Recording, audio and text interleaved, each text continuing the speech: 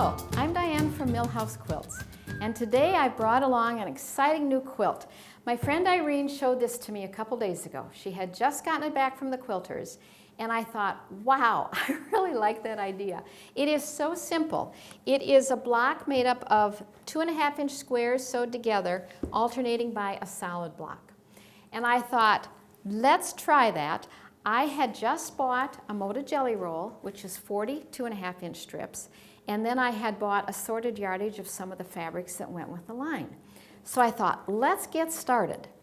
So I took my jelly roll, opened it up, laid out all the strips, and I arbitrarily went through, and these are the ones I started with. I took out all of the doubles, and I took out the ones that were really, really light, because my thought was I want this to be a little more of a medium. I like the red and the green and a little bit of brown and that just kind of nice middle, it's a real cozy feel. So that's what I wanted.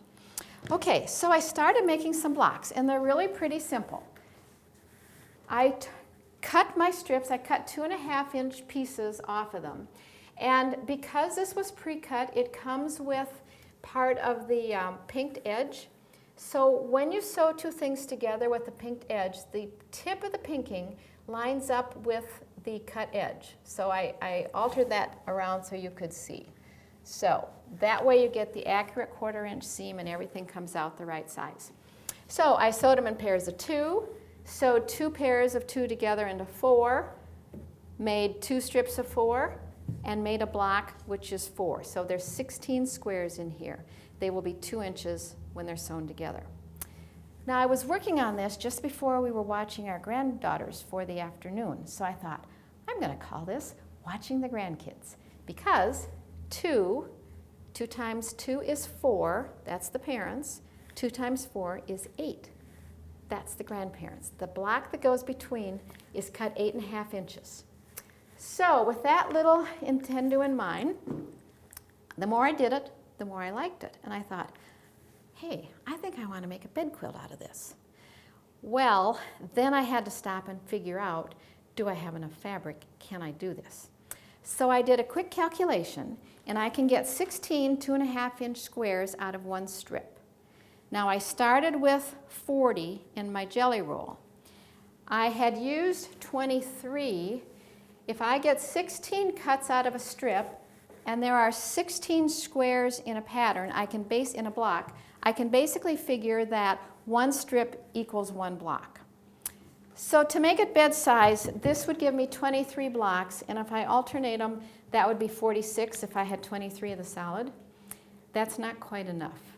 So first of all, I have to go measure the actual bed I'm going to put it on to know what size I need. But it's going to be, I'm thinking I can do 64 by 64, or 72 by 72, or 80 by 80. I don't think I have enough here to do 80 by 80. So if that's what I have to do, I have to find some more yardage and make borders on it.